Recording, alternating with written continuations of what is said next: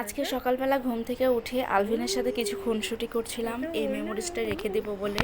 কেননা আজকে আলভিনের চুল ফেলে দেওয়া হবে। ওর বাবা খুব জোর করছে চুল ফেলানোর জন্য, কেননা বেশ কয়েকদিন হলো অনেক গরম পড়েছে। ঢাকায় তো অসহ্য গরম, আর ও ছোট মানুষ, অনেক লাফালাফি করে, যার জন্য চুলের মধ্যেখানে ঘেমে যায় আর এই ঘাম বসেই ঠান্ডা লাগে।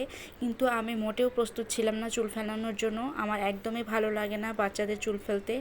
ভালো লাগে ওর চুলটা সুন্দর করে একটু বেঁধে দিব। আর সামনের মাসে আমাদের একটু বেড়ানোর একটা প্ল্যান আছে, এর জন্য আমি একটু রাজি ছিলাম না। তো মেয়েটারও মন খারাপ। প্রথমে ওর বাবা ট্রিমার দিয়ে সুন্দর করে চুলগুলো ফেলে দিয়েছিল, আর চুলগুলো বেশ বড়ই ছিল, আমার কাছে ভালো লাগছিল। অন্তত ক্লিপ দিয়ে বা সুন্দর করে ঝুটি করে বেঁধে রাখা যেত। তো সবটা চুল ফেলানোর পরে শেষে এইটুকু আর ফেলবে না, সে অনেক কান্না করেছে, বাবা আমি চুল ফেলবো না, আমাকে পচা দেখা যাচ্ছে। তো শেষমেশ চুল কেটেই ফেলো। মেয়েটা দেখুন চোখে কত পানি, একদম ছলছল করছে।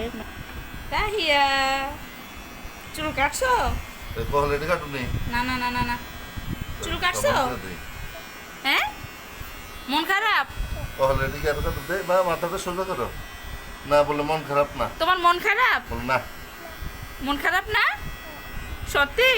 বলে গরম পড়ে, বলে তাহলে হাসো তো, হাসো তো, হাসবো না?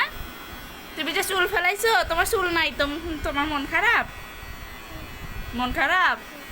আরে বাপে চুল কাটতে দিছে? ভিডিওর কথা শুনে বুঝতেই পারছেন আমার মেয়েটার কত মন খারাপ। সে অনেক কান্না করেছে আর কথাই বলতে চাচ্ছিল না, অনেক রাগ করেছে। তো যাই হোক, আমার ওর খারাপ লেগেছে চুলগুলো ফেলাতে। অনেক আফসোস করেছি আমি কেন চুল ফেলানো হলো, কিন্তু বিশ্বাস করেন যে গরম পড়েছে, বাচ্চার চুল ফেলানো উচিত ছিল। তো যাই হোক, অনেকটা পর শাওয়ার নিয়েছে ও। ইজি হওয়ার পর দেখুন ও কি বলে।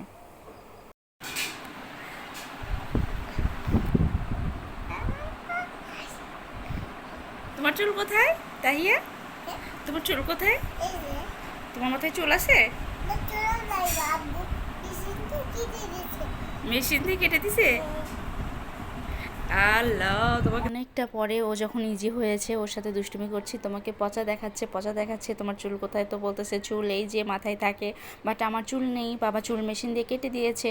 তো একটু দুষ্টুমি করছিল, ওকে ইজি করার চেষ্টা করছিলাম। তো মোট মিলিয়ে ভালোই লাগলো ওর সাথে দুষ্টুমি করে। আর আজকের ব্লগটা এ পর্যন্তই। আমাদের খুনসুটিটা কেমন লাগলো সবাই কমেন্ট বক্সে জানাবেন। আল্লাহ হাফেজ।